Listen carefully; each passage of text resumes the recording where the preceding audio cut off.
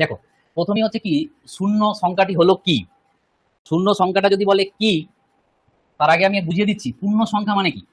পূর্ণ সংখ্যা মানে হচ্ছে যে এক কথায় যদি বলা হয় হোল নাম্বার, মানে 0, 1, 2, 3 এরকম করে। আর যদি মূলদ সংখ্যা, তোমরা জানো মূলদ সংখ্যা মানে কি। মূলদ সংখ্যা মানে যে সংখ্যা p/q আকারে লেখা যায়, p এবং q হচ্ছে ইন্টিজার, আর কিউটা নট ইজ ইকুয়াল টু 0। তাহলে কি বলছে যে দেখো, এই শূন্য হলো পূর্ণ সংখ্যা। তাহলে আমরা দেখছি পূর্ণ সংখ্যা বলছে মূলদ সংখ্যা নয়। কে বললো মূলদ নেই? দেখো 0/1 লিখতে পারি, 0 কে আমরা এটা লিখতে পারি, আর এই তো p/q আকারে তো লিখতে পারলাম। নিচে আমার 0 বলেনি, উপরে তো 0 হতে পারে। তাহলে ভুল বলেছে এটা, 0 মূলদ সংখ্যা নয় না, মূলদ সংখ্যা 0। তাহলে অপশনটা 1 নাম্বারটা হলো না। কারণ বুঝবে ভালো করে, এখানে অ্যান্সার খালি বুঝে নিলাম যেটার অ্যান্সার এটা, এরকম না। বুঝে নিলেই সব করতে পারবে। পরেরটা কি বলেছে দেখো, মূলদ সংখ্যা বলেছে কিন্তু বাস্তব সংখ্যা নয়। দেখো বাস্তব সংখ্যা মানে রিয়াল সংখ্যা, রিয়াল সংখ্যার মধ্যেই তো সবকিছু করছি আমরা।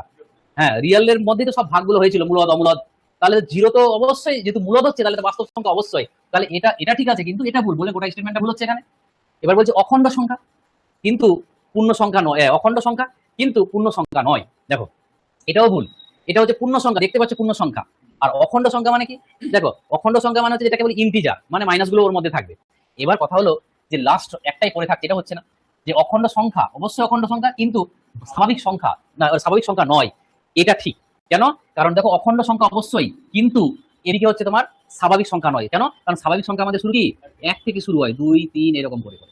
তাহলে অবশ্যই 0টা হলো কি আমাদের, 0টা কিন্তু অখণ্ড সংখ্যা মানে হোল নাম্বার, আর স্বাভাবিক সংখ্যা নয়। অবশ্যই এটা স্বাভাবিক সংখ্যা নয়। বুঝা গেল? তাহলে অ্যান্সারটা হলো কি ডি। তাহলে এরকম আজকে যে ক্লাসগুলো হবে বেশিরভাগই অঙ্কগুলোকে এইভাবেই করবো। তাহলে কি হবে, আগে যে যেগুলো যেগুলো থিওরি পড়েছিলে সেগুলো কারো যদি কনফিউজ থাকে ঠিক হয়ে যাবে। যদি কেউ না বুঝে থাকো তাহলে অবশ্যই কমেন্টে জানাবে।